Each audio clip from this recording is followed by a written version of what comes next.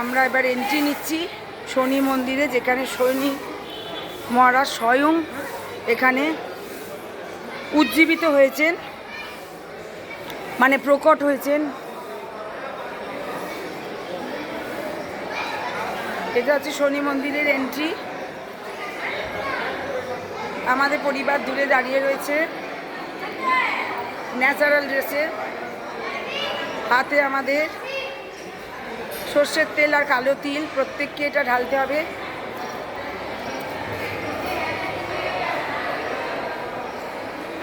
Shanidev